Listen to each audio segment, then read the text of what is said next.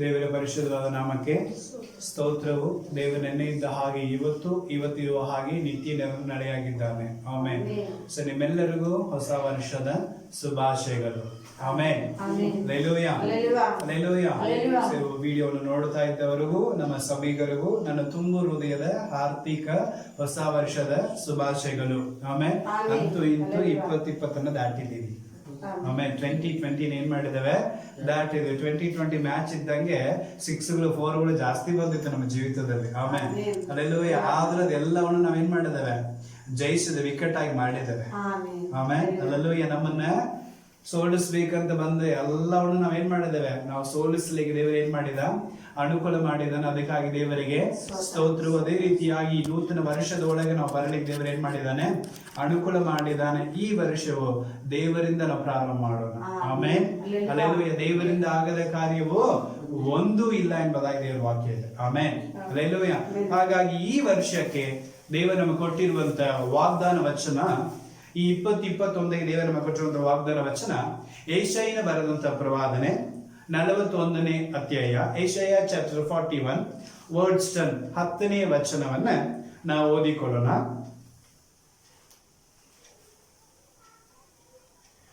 ನಾನೇ ನಿನ್ನೊಂದಿಗಿದ್ದೇನೆ, ನಾನೇ ನಿನ್ನೊಂದಿಗಿದ್ದೇನೆ, ದಿಗ್ಭ್ರಮೆಗೊಳ್ಳದಿರು, ನಾನೇ ನಿನ್ನ ದೇವರು, ನಾನೇ ನಿನ್ನ ದೇವರು, ನಾನು ನಿನ್ನನ್ನು ಬಲಪಡಿಸುತ್ತೇನೆ, ನಾನು ನಿನ್ನನ್ನು ಬಲಪಡಿಸುತ್ತೇನೆ, ಹೌದು ಹೌದು, ನಿನಗೆ ಸಹಾಯ ಕೊಡುತ್ತೇನೆ, ನಿನಗೆ ಸಹಾಯ ಕೊಡುತ್ತೇನೆ. ಸಾಕು. ಆಮೆನ್. ಹಲ್ಲೆಲೂಯಾ. ವಾಕ್ಯಗಳು ನಾವು ನೋಡ್ತಾ ಇದ್ದೇವೆ. ನೀನಂತೂ ಹೆದರಬೇಡ, ನಾನೇ ನಿನ್ನೊಂದಿಗೆ ಇದ್ದೇನೆ. ಆಮೇಲೆ ದೇವರ ವಾಕ್ಯ ಹೇಳ್ತಾ ಇದೆ, ನೀನಂತೂ ಏನ್ ಮಾಡಬೇಡ, ನೀನು ಹೆದರಬೇಡ, ನಾನೇ ನಿನ್ನೊಂದಿಗಿದ್ದೇನೆ, ದಿಗ್ಭ್ರಮೆಗೊಳ್ಳದಿರು, ನಾನೇ ನಿನ್ನ ದೇವರು. ಆಮೇನ್. ಹಲ್ಲೆಲೂಯಾ. ವಾಕ್ಯಗಳನ್ನು ನಂಬುವವರು ಜೋರಾಗಿ ಕೈಗಳನ್ನು ಎತ್ತಿ ಒಂದು ಆಮೇನ್ ಅಂತ ಹೇಳೋಣ. ಆಮೇನ್. ಹಲ್ಲೆಲೂಯಾ. ಯಾಕಂದ್ರೆ ನಂಬುವವರು ಧನ್ಯರು. ಆಮೇನ್. ಹಲ್ಲೆಲೂಯಾ. ದೇವರು ನಮಗೆ ಹೇಳಿದಾನೆ, ಏನ್ ಬಂದ್ರು ನೀನು ಹೆದರಬೇಡ, ನೀನಂತೂ ಹೆದರಲೇಬೇಡ. ದೇವ್ರ ವಾಕ್ಯ. ಹಲ್ಲೆಲೂಯಾ. ಯಾಕಂದ್ರೆ ನಾನೇ ನಿನ್ನ ಸಂಗಡ ಇದ್ದೇನೆ. ಹಲ್ಲೆಲೂಯಾ. ಸಾಕಲ್ಲ, ಯಾಕಂದ್ರೆ ಏನ್ ಬಂದ್ರು ನೋಡ್ಕೊಳ್ಳಿಕ್ಕೆ ನಾನಿದ್ದೀನಿ, ನೀನು ಹೆದರಬೇಡ. ಹಲ್ಲೆಲೂಯಾ. ಇಂಗ್ಲಿಷ್ ನಲ್ಲಿ ಏನಿದೆ ವಾಕ್ಯದು? Fear not, for I am with you. For I am with you. Fear not, ಹೆದರಬೇಡ, I am with you, ನಾನೇ ನಿನ್ನೊಂದಿಗಿದ್ದೇನೆ, ನಿನ್ನ ಸಂಗಡ ಇದ್ದೇನೆ ಎಂಬುದಾಗಿ ದೇವರು ಹೇಳಿದ್ದಾನೆ. ಆಮೇಲೆ ಹಲ್ಲೆಲೂಯಾ. ಹಾಗಾಗಿ ನಾವೇನ್ ಮಾಡೋದು ಅವಶ್ಯಕತೆ ಇಲ್ಲ, ಹೆದರೋದು ಅವಶ್ಯಕತೆ ಇಲ್ಲ. ಬಿರುಗಾಳಿ ಏಳಲಿ.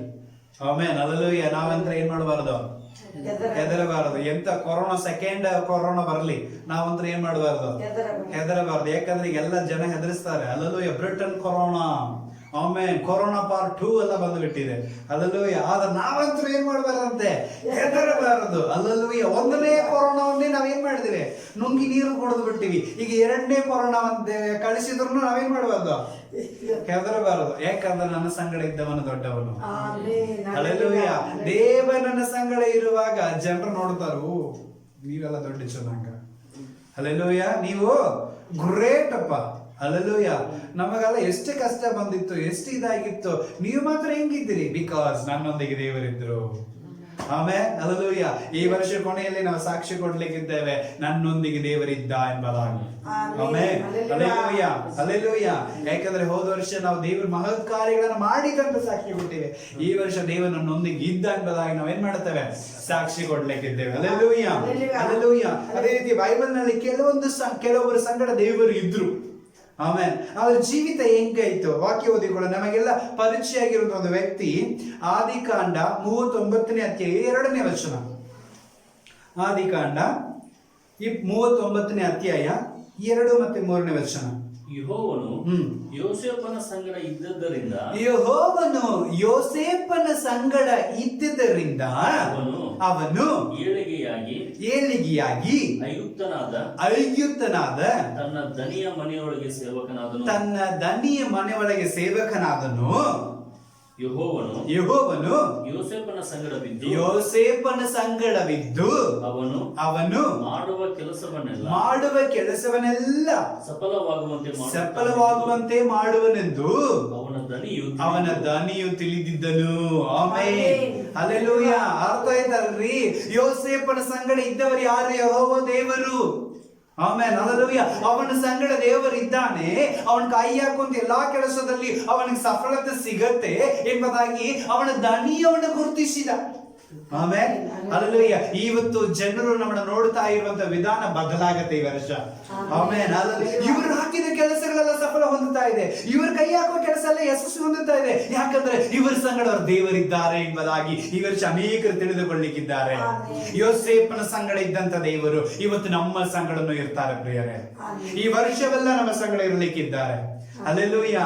ಅಂದ್ರೆ ದೇವರು ನಮ್ಮ ಸಂಗಡ ಇದ್ದಾರಂದ್ರೆ ಅದನ್ನ ಕೆಡಿಸಲಿಕ್ಕೂ ಕೆಲವರು ನಮ್ಮ ಸಂಗಡ ಇರ್ತಾರೆ.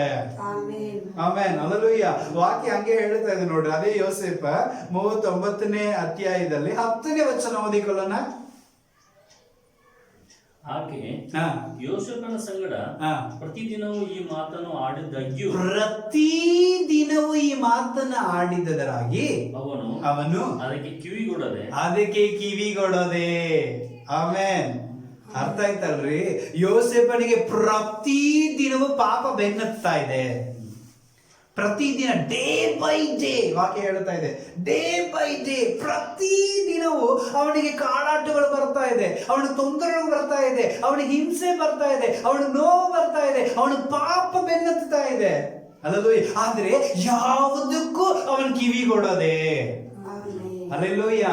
ದೇವ ನಮ್ಮ ಸಂಗಡ ಇದ್ದಾನಂದ್ರೆ ಈ ಲೋಕದ ಯಾವುದೇ ಕ್ರಿಯೆಗಳಿಗೂ ನಾವೇನ್ ಮಾಡಬಾರ್ದಂತೆ, ಕಿವಿಗೊಡಬಾರದು. Amen, hallelujah.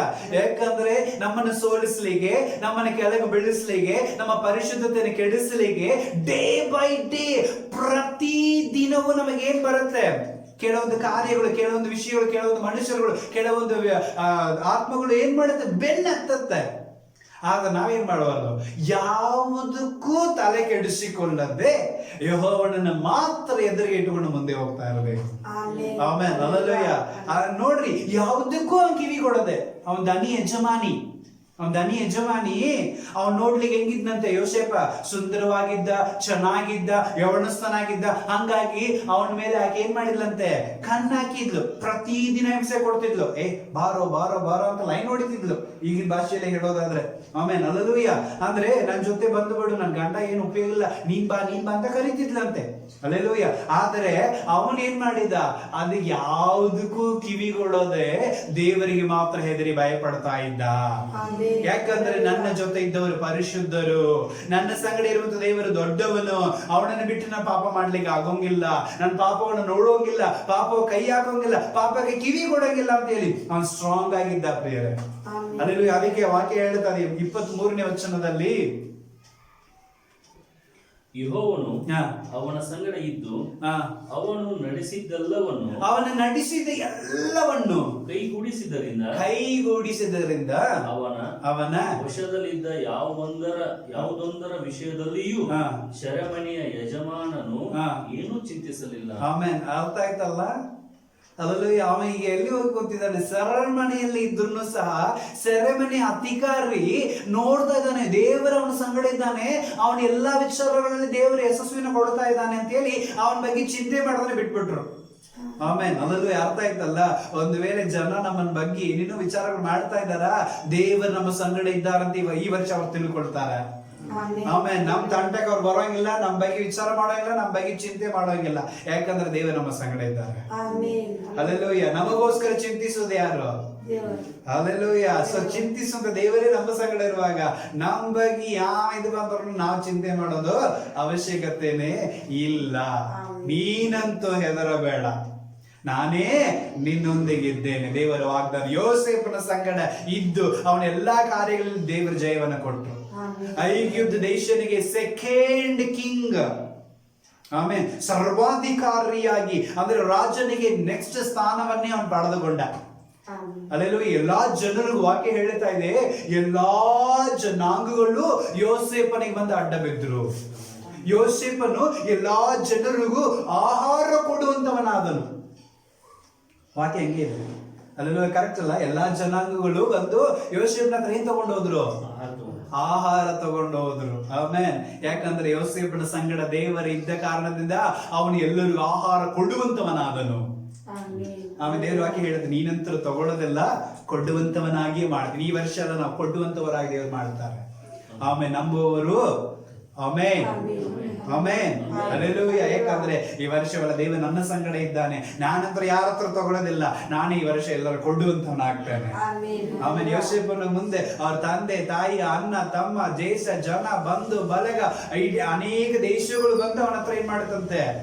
ಆಹಾರ ತಗೊಂಡು ಹೋಗ್ತಾ ಇತ್ತು.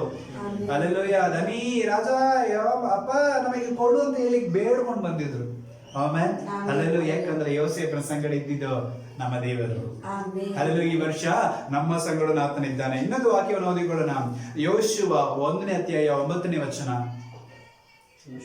1ನೇ ಅಧ್ಯಾಯ 9ನೇ ವಚನ. ನಾನು ನಿನಗೆ ಆಜ್ಞಾಪಿಸಿದ್ದನ್ನೆಲ್ಲ ಸ್ಥಿರಚಿತ್ತನಾಗಿರು, ಧೈರ್ಯದಿಂದಿರು, ಅಂಜಬೇಡ, ಕಳವಳಗೊಳ್ಳಬೇಡ. ನೀನು ಹೋಗುವಲ್ಲೆಲ್ಲ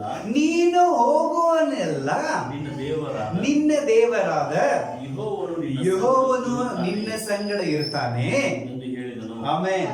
ನೀನು ಹೋಗುವ ಎಲ್ಲಾ ಮಾರ್ಗದಲ್ಲಿಯೂ ನಿನ್ನ ದೇವರಾಗಿರುವಂತ ಯೆಹೋವನು ನಿನ್ನ ಸಂಗಡ ಇರುತ್ತಾನೆ ಈ ವರ್ಷದಲ್ಲಿ. ಆಮೆನ್. ನೀನು ಚಿಂತೆ ಮಾಡಬೇಡ, ಹೆದರಬೇಡ, ನೀನು ಕಳವಳಗೊಳ್ಳಬೇಡ. ದೇವರ ವಾಕ್ಯವನ್ನು ಅನುಸರಿಸಿ ನಡೆ ಸಾಕು. ನೀನು ಹೋಗುವ ಎಲ್ಲ ಮಾರ್ಗದಲ್ಲಿಯೂ ದೇವರು ನಿಮ್ಮ ಸಂಗಡ ಇರ್ತಾನೆ.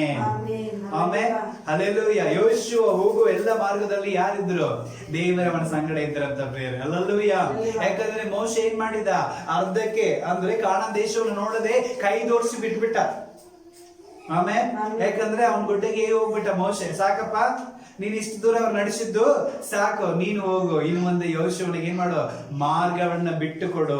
ಆಮೇಲೆ ಹಲ್ಲೆಲೂಯಾ. ಯೋಶುವ ಅಯ್ಯಯ್ಯೋ ನಾನು ಹೋಗಿ ಹೆಂಗ್ ನಡೆಸೋದು? ಅವಾಗ ದೇವರ ವಾಕ್ಯ ಹೇಳ್ತಾ ಇದೆ, ನೀನು ಹೋಗುವ ಎಲ್ಲ ಮಾರ್ಗದಲ್ಲಿಯೂ ನಾನು ನಿನ್ನ ಸಂಗಡ ಇರ್ತೇನೆ.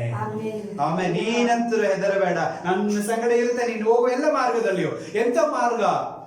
ಅಲ್ಲಿ ನೀರು ಹಲ್ಲ ನದಿ ಹರಿತಾ ಇದೆ. ಹಲ್ಲೆಲೂಯಾ. ಹೇಗಪ್ಪ? ನಾನು ನಿನ್ನ ಸಂಗಡ ಇದ್ದೇನೆ.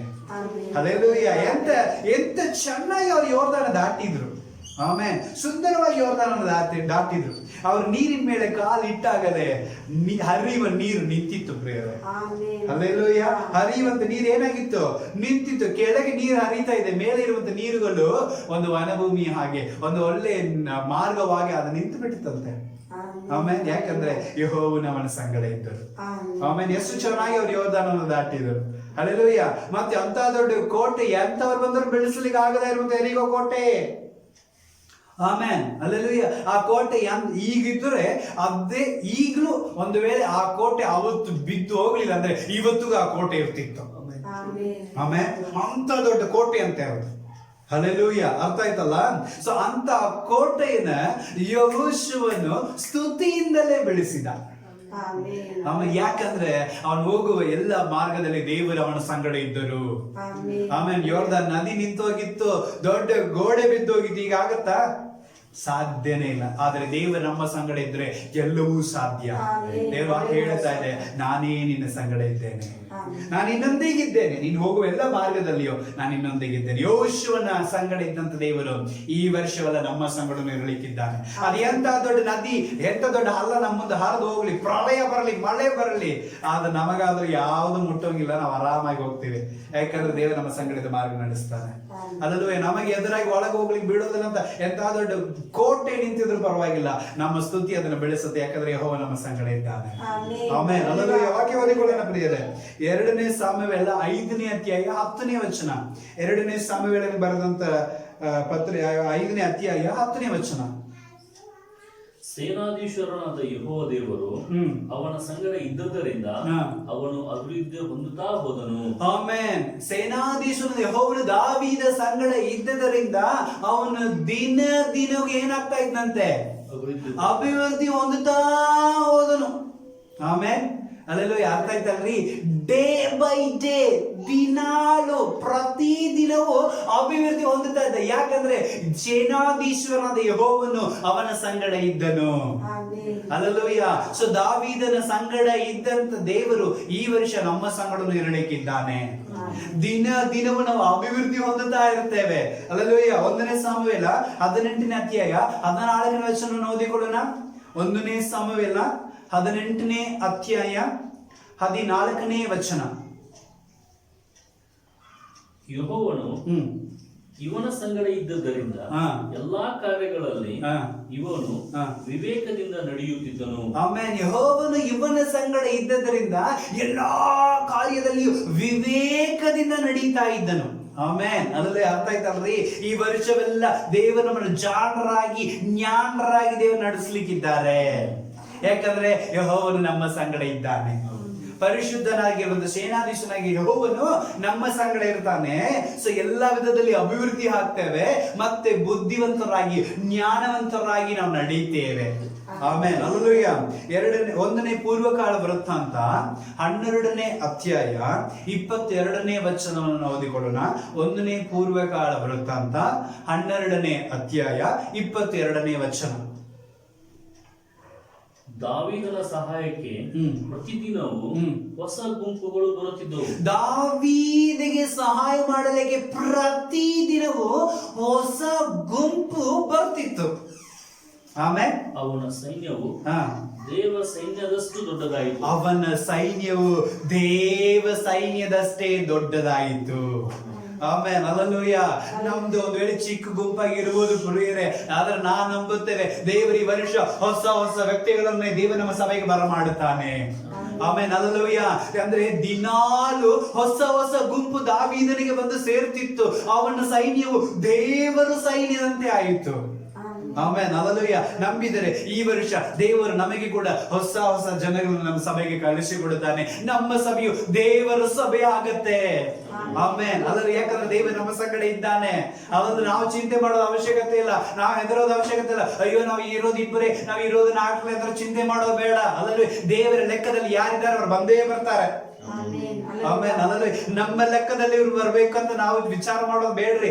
ದೇವರ ಲೆಕ್ಕದಲ್ಲಿ ಯಾರಿದ್ದಾರೋ ಅವ್ರು ನಮ್ಮ ಸಭೆಗೆ ಬರ್ಲಿ ಸಾಕು. ಆಮೇಲೆ ನಮ್ಮ ವಿಚಾರಗಳು ಹೆಂಗಿರುತ್ತೆ? ಅಯ್ಯೋ ಅಷ್ಟು ದೊಡ್ಡ ಬಿಲೀವರ್ ಅವ್ರು ಬರ್ಲಿಲ್ಲ, ಇಷ್ಟು ದೊಡ್ಡ ಬಿಲೀವರ್ ಇವ್ರು ಬರ್ಲಿಲ್ಲ, ಅದೆಲ್ಲ ಬಿಟ್ಟು ಬಿಡು ಈ ವರ್ಷದಲ್ಲಿ. ಯಾಕಂದ್ರೆ ದೇವರು ನಿನ್ನ ಸಂಗಡ ಅಷ್ಟು ನಿನಗೆ ಸಾಕು. ಆಮೇಲೆ ಅದರಲ್ಲಿ ಅವ್ರ ಲೆಕ್ಕದಲ್ಲಿ ಯಾರಿದಾರೋ ಅವರು ನಿನ್ನ ಗುಂಪಿಗೆ ಬಂದು ಸೇರ್ತಾರೆ. ಅಲ್ಲದೆ ನಿನ್ನ ಗುಂಪು ಹೆಂಗಾಗತ್ತೆ? ದೇವರ ಗುಂಪಾಗತ್ತೆ. ಆಮೆನ್. ಅಲ್ಲಲ್ಲಿ ದೇವರ ದಾವೀದನ ಸಂಗಡ ಇದ್ದಂತ ದೇವರು ಈ ವರ್ಷ ನಮ್ಮ ಸಂಗಡನು ಇರಲಿಕ್ಕಿದ್ದಾನೆ. ಆಮೆನ್. ನೀನಂತೂ ಏನ್ ಮಾಡಬೇಡ, ಹೆದರಬೇಡ, ನಾನೇ ನಿನ್ನೊಂದಿಗೆ ಇದ್ದೇನೆ. ವಾಕ್ಯಗಳನ್ನು ಓದಿಕೊಳ್ಳೋಣ. 2ನೇ ಅರಸುಗಳು 18ನೇ ಅಧ್ಯಾಯ 6 ಮತ್ತು 7ನೇ ವಚನ. 2ನೇ ಅರಸುಗಳು 18ನೇ ಅಧ್ಯಾಯ 6 ಮತ್ತೆ 7ನೇ ವಚನ. ಇದಲ್ಲದೆ ಇವನು ಯೆಹೋವನನ್ನೇ ಹೊಂದಿಕೊಂಡು ಆತನನ್ನು ಬಿಡದೆ ಹಿಂಬಾಲಿಸಿ ಆತನ ಮೋಸೆಯ ಮುಖಾಂತರವಾಗಿ ಅನುಗ್ರಹಿಸಿದ ಆಜ್ಞೆಯನ್ನು ಕೈಗೊಂಡನು. ಯೆಹೋವನು ಇವನ ಸಂಗಡ ಇದ್ದಿದ್ದರಿಂದ ಎಲ್ಲಿಗೆ ಹೋದರೂ ಕೃತಾರ್ಥನಾಗಿ ಬರುತ್ತಿದ್ದನು. ಇವನು ಅಶ್ಶೂರದ ಅರಸನಿಗೆ ವಿರೋಧವಾಗಿ ತಿರುಗಿ ಬಿದ್ದು ಸ್ವತಂತ್ರನಾದನು. ಹಲ್ಲೆಲೂಯಾ. ಅರ್ಥ ಆಯ್ತಲ್ಲ? ಇವನ ಸಂಗಡ ಯೆಹೋವನು ಇದ್ದದರಿಂದ ಇವನು ಬಿಡುಗಡೆ ಹೊಂದಿದನು, ಇವನು ಸ್ವತಂತ್ರವಂತನಾದನು. ಹಲ್ಲೆಲೂಯಾ. ಮತ್ತೆ ಇವನು ಹೋಗುವ ಎಲ್ಲದರಲ್ಲಿ ಹೆಂಗಿದ್ದವನು? ಜಾಣರಾಗಿ ಹಿಂದಿರುಗಿ ಬರ್ತಿದ್ದ, ಜಯವನ್ನು ಹೊಂದಿಕೊಂಡು ಬರ್ತಿದ್ದ. ಅಲ್ಲೂ ಅಶ್ಶೂರ್ಯ ರಾಜನಿಗೆ ಅಡ್ಡ ಬೀಳಲಿಲ್ಲ, ಅವನಿಗೆ ತಿರುಗಿ ಏನ್ ಮಾಡಿದ? ಎದುರಾಗಿ ನಿಂತ. ಹಾಗಾಗಿ ದೇವರು ಇವನನ್ನು ಏನ್ ಮಾಡಿದ್ರು? ಒಂದು ದೊಡ್ಡ ಜನಾಂಗವಾಗಿ, ದೊಡ್ಡ ರಾಜನಾಗಿ, ದೊಡ್ಡ ಒಂದು ಬುದ್ಧಿವಂತನಾಗಿ ಮಾಡಿದ್ರು. ಹಲ್ಲೆಲೂಯಾ. ಯಾಕಂದ್ರೆ ಇವರು ದೇವರ ವಾಕ್ಯವನ್ನ ಪಾಲಿಸಿ ನಡೆದ, ದೇವರು ಕೊಟ್ಟ ವಾಗ್ದಾನವನ್ನು ಹಿಡಿದುಕೊಂಡು ಮುಂದೆ ಹೋದ. ಈ ವರ್ಷವನ್ನು ನಾವು ದೇವರ ವಾಗ್ದಾನವನ್ನು ಹಿಡಿದುಕೊಂಡು ಮುಂದೆ ಹೋಗೋದಾದರೆ ಎಜೇಕಿಯಲ್ನ ಸಂಗಡ ಇದ್ದಂತ ದೇವರು ಈ ವರ್ಷ ನಮ್ಮ ಸಂಗಡನು ಇರ್ತಾನೆ. ಆಮೇಲೆ ಅವನು ಹೆದರಲಿಲ್ಲ. ಎಜೇಕಿ ಏನ್ ಮಾಡ್ಲಿಲ್ಲ? ಹೆದರಲಿಲ್ಲ. ಅವನ ಹತ್ರ ಇದ್ದಿದ್ದು ಒಂದೇ ಒಂದು ಅಸ್ತ್ರ, ಯಾವ್ದಂದ್ರೆ ದೇವರ ವಾಕ್ಯ. ದೇವರ ಧರ್ಮಶಾಸ್ತ್ರ, ಅಲ್ಲೂಯ್ಯ, ಅದನ್ನು ಮಾತ್ರ ಹಿಡಿದುಕೊಂಡು ಮುಂದೆ ಹೋದ. ಆದ ಕಾರಣ ಯೆಹೋವನು ಅವನ ಸಂಗಡ ಇದ್ದ. ಆಮೆನ್, ಅಲ್ಲೂಯ್ಯ. ಸೊ ಯೆಹೋವನು ಅವನ ಸಂಗಡ ಇದ್ದ ಕಾರಣದಿಂದ ಅವನು ಸ್ವತಂತ್ರವಂತನಾದನು. ಆಮೇಲೆ ಈ ವರ್ಷ ನಾವು ಕೂಡ ಹಾಗೆ ಆಗ್ತೇವೆ. ಅದರಲ್ಲಿ ಯಾರ ಬಿಗಿಯಲ್ಲಿ ನಾವಿರುವುದಿಲ್ಲ. ನಾವು ದೇವರಿಗೆ ಸ್ವತಂತ್ರ ಸ್ವಕೀಯ ಜನಾಂಗವಾಗಿ ಪ್ರಜೆಗಳಾಗಿರುತ್ತೇವೆ. ಅಲ್ಲೂಯ್ಯ. ವಾಕ್ಯ ಓದಿಕೊಳ್ಳೋಣ. ಎರಡನೇ ಪೂರ್ವಕಾಲ ವೃತ್ತಾಂತ 32ನೇ ಅಧ್ಯಾಯ 7 ಮತ್ತು 8ನೇ ವಚನ. 2ನೇ ಅಧ್ಯಾಯ 7 ಮತ್ತು 8ನೇ ವಚನ. 2ನೇ ಪೂರ್ವಕಾಲ 32. ಶೂರರಾಗಿರಿ, ಧೈರ್ಯದಿಂದಿರ್ರಿ. ಐಶ್ವರ್ಯದ ಅರಸನಿಗೂ ಅವನೊಂದಿಗಿರುವ ಆ ದೊಡ್ಡ ಗುಂಪಿಗೂ ಅಂಜಬೇಡಿರಿ, ಕಳವಳಗೊಳ್ಳಬೇಡಿರಿ. ಅವನಿಗಿರುವ ಸಹಾಯಕ್ಕಿಂತ ನಮಗಿರುವಂತಹ ಸಹಾಯವು ದೊಡ್ಡದು. ಅವನಿಗಿರುವಂತಹ ಸಹಾಯವು ಮಾಂಸದ ತೋಳು. ನಮಗಾದರೂ ನಮ್ಮ ದೇವರಾದ ಯೆಹೋವನೇ. Amen, hallelujah.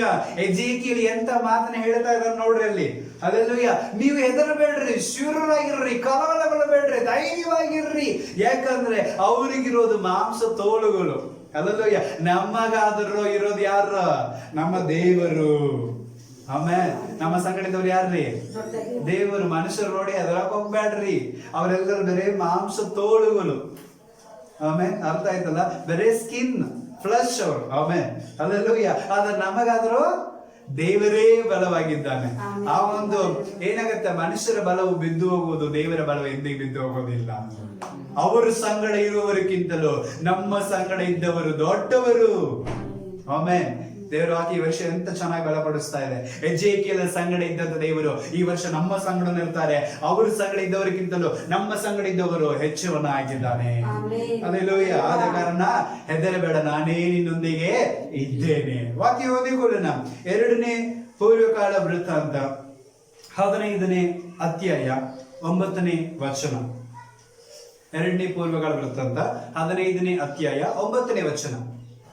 ಆಮೇಲೆ ಆಸನು ಎಲ್ಲಾ ಯೆಹೂದ ಬೆನ್ಯಾಮೀನ್ ಕುಲಗಳವರನ್ನು ತನ್ನ ದೇವರಾದ ಯೆಹೋವನು ತನ್ನ ಸಂಗಡ ಇರುವುದನ್ನು ನೋಡಿ, ತನ್ನ ದೇವರಾಗಿರುವ ಯೆಹೋವನು ತನ್ನ ಸಂಗಡ ಇರುವುದನ್ನು ನೋಡಿ ತನ್ನೊಡನೆ ಗುಂಪು ಗುಂಪಾಗಿ ಕೂಡಿಕೊಂಡು ಯೆಹೂದ ದೇಶದಲ್ಲಿ ಇಳುಕೊಂಡಿದ್ದ ಎಫ್ರಾಯಿಂ, ಮನಸ್ಸೆ, ಸಿಮೆಯೋನ್ ಕುಲದವರನ್ನು ಕರೆಸಿಕೊಂಡನು. ಆಮೆನ್. ಯೆಹೋವನು ಅವನ ಸಂಗಡ ಇದ್ದುದರಿಂದ ಗುಂಪು ಗುಂಪಾಗಿ ಜನರನ್ನು ಅವನು ಕರೆಸಿಕೊಂಡನು. ಆಮೇನ್. ಅರ್ಥ ಆಯ್ತಲ್ರಿ? ದಾವೀದನಿಗೆ ಗುಂಪು ಗುಂಪಾಗಿ ಜನ ಬಂದು ಸೇರ್ತಿದ್ರು. ಆದ್ರೆ ಆಸ ಹೇಳ್ತಾ ಇದ್ದಾನೆ, ಯೆಹೋವನು ನನ್ನ ಸಂಗಡ ಇರುವುದರಿಂದ ನಾನು ಗುಂಪು ಗುಂಪಾಗಿ ಜನಗಳನ್ನು ಸೇರಿಸಿಕೊಳ್ಳುತ್ತೇನೆ. ಆಮೇನ್. ಈ ವರ್ಷ ನೀನಂತೂ ಏನ್ ಮಾಡಬೇಡ, ಹೆದರಬೇಡ. ಹಲ್ಲೆಲೂಯ. ಯಾಕಂದ್ರೆ ಯೆಹೋವನು ನಿನ್ನ ಸಂಗಡ ಇದ್ದಾನೆ. ನೀನೇ ಗುಂಪು ಗುಂಪಾಗಿ ಜನಗಳನ್ನು ಮಾಡಿಕೊಡುತ್ತೆ. ಹಲ್ಲೆಲೂಯ. ನೀನು ಸಭೆಯನ್ನು ಹುಡುಕಿಕೊಂಡು ಹೋಗೋದು ಬೇಕಾಗಿಲ್ಲ, ನಿನ್ನ ಮೂಲಕವಾಗಿ ಸಭೆಗಳೇ ಆಗುತ್ತೆ. ಆಮೇಲೆ ನೀನೇ ದೇವರ ಆಲಯ. ಅರ್ಥ ಆಯ್ತಲ್ಲ? ನೀನ್ ಈ ವರ್ಷ ಸಭೆಯನ್ನು ಹುಡುಕೋದ ಅವಶ್ಯಕತೆ ಇಲ್ಲ, ನೀನ್ ಇರುವಂತ ಸ್ಥಳಗಳಲ್ಲೇ ಸಭೆಗಳು ಉಂಟಾಗತ್ತೆ.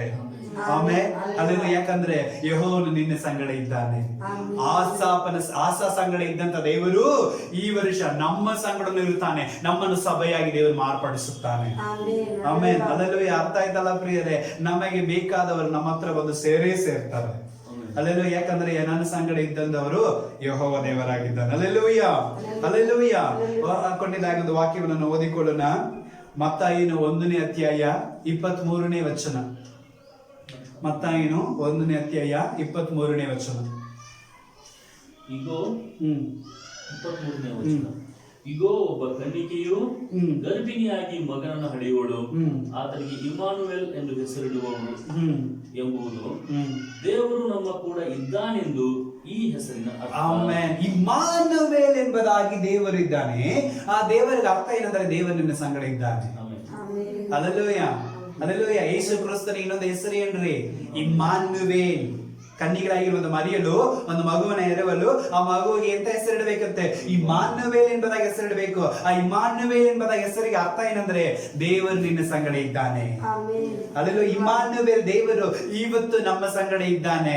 ಅಲ್ಲೆಲೂಯ್ಯ. ಆ ದೇವರು ಎಲ್ಲಿವರೆಗೆ ನಮ್ಮ ಸಂಗಡ ಇದ್ದಾನೆ. ಅದೇ ಅಧ್ಯಾಯ, ಅದೇ ಕೊನೆಯ ಅಧ್ಯಾಯದಲ್ಲಿ 28ನೇ ಅಧ್ಯಾಯದಲ್ಲಿ 20ನೇ ವಚನವನ್ನು ಓದಿಕೊಳ್ಳೋಣ. 28ನೇ ಅಧ್ಯಾಯ 20ನೇ ವಚನ. ನಾನು ನಿಮಗೆ ಆಜ್ಞಾಪಿಸಿದ್ದನ್ನೆಲ್ಲ ಕಾಪಾಡಿಕೊಳ್ಳುವುದಕ್ಕೆ ಅವರಿಗೆ ಉಪದೇಶ ಮಾಡಿರಿ. ನೋಡಿರಿ ನಾನು ಯುಗದ ಸಮಾಪ್ತಿಯವರೆಗೂ ಎಲ್ಲಾ ದಿವಸ ನಿಮ್ಮ ಸಂಗಡ ಇರುತ್ತೇನೆ. ಆಮೆನ್. ಇದು ಯೇಸು ಕ್ರಿಸ್ತ ನಮಗಾಗಿ ಹೇಳಿದಂತ ಮಾತು. ಆಮೆನ್. ಇಮ್ಮಾನುವೇಲ್ ದೇವರು ನಮಗೆ ಹೇಳಿದಂತ ಮಾತು. ಯುಗದ ಸಮಾಪ್ತಿಯವರೆಗೂ ಪ್ರತಿ ದಿನವೂ ವಾಕ್ಯ ಹೇಳ್ತಾ ಇದೆ, ಡೇ ಬೈ ಡೇ ನಾನು ನಿನ್ನ ಸಂಗಡ ಇರ್ತೀನಿ, ಬಿಟ್ಟು ಹೋಗೋದೇ ಇಲ್ಲ. ಅಲ್ಲೆಲೂಯ್ಯ. ನಾನು ಬಿಡೋದಿಲ್ಲ, ನಿನ್ನ ತೊರೆಯೋದಿಲ್ಲ. ಅಲ್ಲೆಲೂಯ್ಯ. ಅಂದ್ರೆ ಕೀರ್ತನೆ 27 ವಾಕ್ಯ ಇದೆ, ತಂದೆ ತಾಯಿಗಳು ನಿನ್ನ ತೊರೆದು ಬಿಟ್ರು ನಾನು ನಿನ್ನ ತೊರೆಯೋದೇ ಇಲ್ಲ. ಆಮೇಲೆ ಅಲ್ಲೆಲೂಯ್ಯ. ಅರ್ಥ ಆಯ್ತಲ್ಲ ಪ್ರಿಯರೇ? ಯುಗದ ಸಮಾಪ್ತಿಯವರೆಗೆ ಪ್ರತಿ ದಿನವೂ ವಾಕ್ಯ ಹೇಳ್ತಾ ಇದ್ದಲ್ಲ, ಪ್ರತಿ ದಿನವೂ ನಾನು ನಿನ್ನ ಸಂಗಡ ಇರುತ್ತೇನೆ. ಅಲ್ಲೆಲೂಯ್ಯ. ಹಾಗಾಗಿ ಈ ವರ್ಷ ನಾವು ಏನ್ ಬೇಕಾಗಿ ಮಾಡೋದು ಅವಶ್ಯಕತೆ ಇಲ್ಲ. ಹೆದರೋದು, ಕಳವಳಗೊಳ್ಳೋದು, ಚಿಂತೆ ಮಾಡೋದು, ದಿಗ್ಭ್ರಮೆಗೊಳ್ಳೋದು ಯಾವುದು ಅವಶ್ಯಕತೆ ಇಲ್ಲವೇ ಇಲ್ಲ. ಆಮೇಲೆ ಯಾಕಂದ್ರೆ ನನ್ನ ಸಂಗಡ ದೇವರಿದ್ದಾನೆ. ಅಲ್ಲೆಲೂಯ್ಯ. ಕೊನೆಯದಾಗಿ ಒಂದು ವಚನವನ್ನು ಓದಿ ನಾವು ಪ್ರಾರ್ಥನೆ ಮಾಡೋಣ. ಅಪೊಸ್ತಲರ ಕೃತ್ಯಗಳು 16ನೇ ಅಧ್ಯಾಯ 5ನೇ ವಚನ. ಅಪೊಸ್ತಲರ ಕೃತ್ಯಗಳು 16ನೇ ಅಧ್ಯಾಯ 5ನೇ ವಚನ. ಸಭೆಗಳು ಕ್ರಿಸ್ತ ನಂಬಿಕೆಯಲ್ಲಿ ದೃಢವಾಗುತ್ತಾ ಸಂಖ್ಯೆಯಲ್ಲಿ ದಿನೇ ದಿನೇ ಹೆಚ್ಚುತ್ತಾ ಬಂದವು. ಆಮೆನ್. ಸಭೆಗಳು ಕ್ರಿಸ್ತ ನಂಬಿಕೆಯಲ್ಲಿ ಹೆಚ್ಚುತ್ತಾ ದಿನಲೇ ಏನಾಗ್ತಿತ್ತು? ಸಭೆಗಳೇ ಹೆಚ್ಚುತ್ತಾ ಬಂತು. ಆಮೆನ್. ಅಲ್ಲೆಲ್ಲ ಈ ವಾಕ್ಯವನ್ನು ನಂಬೋದಾದರೆ, ದೇವ ನಮ್ಮ ಸಂಗಡ ಇರೋದಾದರೆ, ದಿನಲೂ ನಂಬಿಕೆನಲ್ಲಿಯೂ ಸಭೆಗಳು ಹೆಚ್ಚಾಗ್ತಾ ಇರುತ್ತೆ. ಆಮೆನ್. ಅಲ್ಲೆಲ್ಲೂಯ್ಯ. ಸಾಧಕರನ್ನ ಈ ವರ್ಷ ನಾವು ಏನಾಗ್ತೇವೆ? ನಾವೇ ಸಭೆ ಆಗ್ತೇವೆ. ನಮ್ಮ ಮೂಲಕವಾಗಿ ಅನೇಕ ಸಭೆಗಳು ಉಂಟಾಗತ್ತೆ. ಅಲ್ಲೆಲ್ಲೂಯ್ಯ. ನಾವು ನಂಬಿಕೆನಲ್ಲಿ ಹೆಚ್ಚಾಗಬೇಕು. ಸೊ ಅನೇಕ ಸಭೆಗಳು ಏನಾಗುತ್ತೆ? ಹೆಚ್ಚಾಗತ್ತೆ. ಸೊ ವಾಕ್ಯದ ಪ್ರಕಾರ ವಾಕ್ಯ ಹೇಳ್ತಾ ಇದೆ, ಯೆಶಾಯ 41:10 ನೀನಂತೂ ಹೆದರಬೇಡ, ನಾನೇ ನಿನ್ನ ಸಂಗಡ ಇದ್ದೇನೆ, ದಿಗ್ಭ್ರಮೆಗೊಳ್ಳದಿರು, ನಾನೇ ನಿನ್ನ ದೇವರು, ನಾನೇ ನಿನ್ನನ್ನು ಬಲಪಡಿಸಿ, ಹೌದು ನಿನಗೆ ನಾನು ಸಹಾಯ ಮಾಡುವೆನು. ಆಮೇಲೆ ದೇವರು ನಮಗೆ ಎಲ್ಲ ವಿಧದಲ್ಲಿ ನಾನು ಸಂಗಡ ಇದ್ದು ಸಹಾಯ ಮಾಡುತ್ತಾನೆ. ಯೋಸೇಫನ ಸಂಗಡ ಇದ್ದಂತ ದೇವರು ಈ ವರ್ಷ ನನ್ನ ಸಂಗಡ ಇರಲಿಕ್ಕಿದ್ದಾನೆ. ದಾವೀದನ ಸಂಗಡ ಇದ್ದಂತ ದೇವರು ಈ ವರ್ಷ ನನ್ನ ಸಂಗಡ ಇರಲಿಕ್ಕಿದ್ದಾನೆ. ಆಮೇಲೆ ಎಜೇಕಿಯಲ್ನ ಸಂಗಡ ಇದ್ದಂತ ದೇವರು ಈ ವರ್ಷ ನನ್ನ ಸಂಗಡ ಇರಲಿಕ್ಕಿದ್ದಾನೆ. ಯೋಶುವನ ಸಂಗಡ ಇದ್ದಂತ ದೇವರು ಈ ವರ್ಷ ನನ್ನ ಸಂಗಡ ಇರಲಿಕ್ಕಿದ್ದಾನೆ. ಆಸಾ ಸಂಗಡ ಇದ್ದಂತ ದೇವರು ಈ ವರ್ಷ ನನ್ನ ಸಂಗಡ ಇರಲಿಕ್ಕಿದ್ದಾನೆ. ನಮಗಾಗಿ ಹುಟ್ಟಿದಂತೆ ಇಮ್ಮಾನುವೇಲ್ ಆಗಿರುವಂತ ದೇವರು ಯುಗದ ಸಮಾಪ್ತಿಯವರೆಗೂ ಪ್ರತಿ ದಿವಸವೂ ನಮ್ಮ ಸಂಗಡ ಇರುತ್ತಾನೆ. ಆಮೇಲೆ ನಾವು ಹೆಚ್ಚಾಗ್ತೇವೆ, ನಮ್ಮ ಸಭೆಗಳು ಹೆಚ್ಚಾಗತ್ತೆ. ಆಮೇಲೆ ಪ್ರಾರ್ಥನೆ ಮಾಡೋಣ. ಕಣ್ಣುಗಳನ್ನು ಮುಚ್ಚಿದವರಾಗಿ ದೇವರ ಸಮ್ಮುಖದಲ್ಲಿ ನಾವು ಪ್ರಾರ್ಥನೆ ಮಾಡಿಕೊಳ್ಳೋಣ. ಈ ವಾಕ್ಯವನ್ನು ನಂಬಿ ಒಪ್ಪಿಸಿಕೊಟ್ಟು ನಾವು ಪ್ರಾರ್ಥನೆ ಮಾಡೋಣ. ತಂದೆಯಾದ ದೇವರೇ, ಅಪ್ಪ, ಈ ಒಂದು ಹೊಸ ವರ್ಷದಲ್ಲಿ 2021ನೇ ವರ್ಷದಲ್ಲಿ ಸ್ವಾಮಿ ಒಟ್ಟಾಗಿ ಸೇರಿ ನಾವು ಪ್ರಾರ್ಥಿಸ್ತಾ ಇದ್ದೇವೆ. ಕರ್ತನೇ, ಈ ವರ್ಷ ನೀನು ನಮ್ಗೆ ಕೊಟ್ಟಿರುವುದು ವಾಗ್ದಾನದ ಪ್ರಕಾರ ನಾನಂತೂ ಹೆದರೋದಿಲ್ಲ, ಯಾಕಂದ್ರೆ ನೀನೇ ನನ್ನ ಸಂಗಡ ಇರ್ತೀವಿ ಸ್ವಾಮಿ. ಕರ್ತನೇ, ನಾನು ದಿಗ್ಭ್ರಮೆಗೊಳ್ಳೋದಿಲ್ಲ, ನೀನೇ ನನ್ನ ದೇವರು, ನೀನು ನನ್ನ ಬಲಪಡಿಸಿ, ಹೌದು ನೀನು ನನ್ನ ಸಹಾಯ ಮಾಡುತ್ತೀಯಲ್ಲಪ್ಪ. ಅದಕ್ಕಾಗಿ ನನಗೆ ಸ್ತೋತ್ರ. ಕೇಳಿದ ವಾಕ್ಯದ ಪ್ರಕಾರ ಅಪ್ಪ, ಈ ವಾಕ್ಯಗಳನ್ನು ಕೇಳಿದ ಪ್ರತಿಯೊಬ್ಬರ ಸಂಗಡನು ಈ ವರ್ಷವೆಲ್ಲ ಕರ್ತನೆ ಯೋಸೇಫನ ಸಂಗಡ ಇದ್ದಂತ ದೇವರು, ಕರ್ತನೆ ಯೋಶುವನ ಸಂಗಡ ಇದ್ದಂತ ದೇವರು, ದಾವೀದನ ಸಂಗಡ ಇದ್ದಂತ ದೇವರು, ಎಜೇಕಿಯಲ್ನ ಸಂಗಡ ಇದ್ದಂತ ದೇವರು, ಆಸಾ ಸಂಗಡ ಇದ್ದಂತ ದೇವರು, ಕರ್ತನೆ ಈ ವರ್ಷ ನಮ್ಮ ಸಂಗಡನು ಇರಬೇಕು ಸ್ವಾಮಿ. ಯೋಸೇಫನು ಪ್ರತಿ ದಿವಸ ಬರುವಂತ ಕೇಡಿನಿಂದ ಪಾಪಗಳಿಂದ ಕರ್ತನೆ ಹೇಗೆ ತಿರಸ್ಕರಿಸಿ, ಹೇಗೆ ಕಿವಿಗೊಡದೆ ನಿನ್ನ ಸಮ್ಮುಖದಲ್ಲಿ ಧೈರ್ಯ ಹೊಂದಿದನು, ಅದೇ ರೀತಿ ಈ ವರ್ಷ ಬರುವುದು ಎಲ್ಲದರಿಂದಲೂ ನಮ್ಮನ್ನು ಬಿಡಿಸಿ, ನಮ್ಮನ್ನು ತಪ್ಪಿಸಿ ನಿನ್ನಲ್ಲಿ ಧೈರ್ಯ ಹೊಂದಲಿಕ್ಕೆ ದೇವರೇ ನೀನು ಅನುಕೂಲ ಮಾಡಿಕೊಳ್ಳು ಸ್ವಾಮಿ. ಇಮ್ಮಾನುವೇಲ್ ಆಗಿರುವುದು ದೇವರು ಯುಗದ ಸಮಾಪ್ತಿಯವರೆಗೂ ಅಪ್ಪ ಪ್ರತಿ ದಿವಸವೂ ನೀ ನಮ್ಮ ಸಂಗಡ ಇರುತ್ತಿಲ್ಲಪ್ಪ. ಅದಕ್ಕಾಗಿ ನನಗೆ ಸ್ತೋತ್ರ ಸ್ವಾಮಿ. ಲೋಕದಲ್ಲಿರುವವನಿಗಿಂತಲೂ ನನ್ನಲ್ಲಿರುವಂತ ದೇವರು ನೀನು ಹೆಚ್ಚಿನವನಾಗಿರ್ತೀಯಲ್ಲಪ್ಪ. ಅದಕ್ಕಾಗಿ ನನಗೆ ಸ್ತೋತ್ರ ಸ್ವಾಮಿ. ಕರ್ತನೆ, ದಿನಲೂ ನಾವು ನಂಬಿಕೆಯಲ್ಲಿ ಹೆಚ್ಚುತ್ತಾ ಕರ್ತನೆ ಸಭೆಗಳನ್ನು ಹೆಚ್ಚಿಸಲಿಕ್ಕೆ ದೇವರೇ ನೀನು ಅನುಕೂಲ ಮಾಡಿಕೊಡು. ನಮ್ಮನ್ನು, ನಮ್ಮ ಕುಟುಂಬವನ್ನು, ನಮ್ಮ ಸಭಿಕರನ್ನು, ವಾಕ್ಯಗಳನ್ನು ಕೇಳಿದ ಪ್ರತಿಯೊಬ್ಬರನ್ನು ಕರ್ತನೆ ನೀನು ಆಶೀರ್ವದಿಸಿ ಈ ವರ್ಷ ಹೆಚ್ಚಿಸು, ಬಲಪಡಿಸು. ನಿನ್ನ ನಂಬಿಕೆಯಲ್ಲಿ ಹೆಚ್ಚಾಗಿ ಬೆಳೆದು ಆಶೀರ್ವಾದ ಅಭಿವೃದ್ಧಿಯನ್ನು ಹೊಂದಿಕೊಳ್ಳಲಿ ಸ್ವಾಮಿ. ಹಾಗೆ ನೀ ಮಾಡಿದ್ದಕ್ಕಾಗಿ ಸ್ತೋತ್ರ. ಕೇಳಿದ ಎಲ್ಲ ಕರ್ತನ ಪ್ರಾರ್ಥನೆಗಳನ್ನ ನೀನು ಅಂಗೀಕರಿಸಿದ್ದಕ್ಕಾಗಿ ಸ್ತೋತ್ರ. ಇದನ್ನು ಬರುವೆಲ್ಲ ಘನಮಾನ ಮಹಿಮೆ ಸ್ತುತಿ ಘನತೆ ಒಂದೊಂದು ನೀವು ನಮ್ಮನಿಗೆ ಮಾತ್ರ ಸಲ್ಲಿಸ್ತಾ ಇದ್ದೇವೆ. ಯೇಸು ಕ್ರಿಸ್ತನ ಮುದ್ದಾದ ನಾಮದಲ್ಲಿ ಪರಿಶುದ್ಧಾತ್ಮ ನಿನ್ನ ಸಹಾಯದೊಂದಿಗೆ ಪ್ರಾರ್ಥನೆ ಬೇಡಿ ಹೊಂದುತ್ತಾ ಇದ್ದೇನೆ. ನನ್ನ ಜೀವದ ಸ್ವರ್ಗೀಯ ತಂದೆಯಾದ ದೇವರೇ, ಆಮೆನ್, ಆಮೆನ್. ನಿಮ್ಮೆಲ್ಲರಿಗೂ ಮತ್ತೊಂದು ಆವರ್ತಿ ತುಂಬ ಹೃದಯದ ಹಾರ್ದಿಕ ಹೊಸ ವರ್ಷದ ಶುಭಾಶಯಗಳು. ದೇವರು ನಿಮ್ಮನ್ನು ಆಶೀರ್ವದಿಸಲಿ. God bless you. ಆಮೆನ್.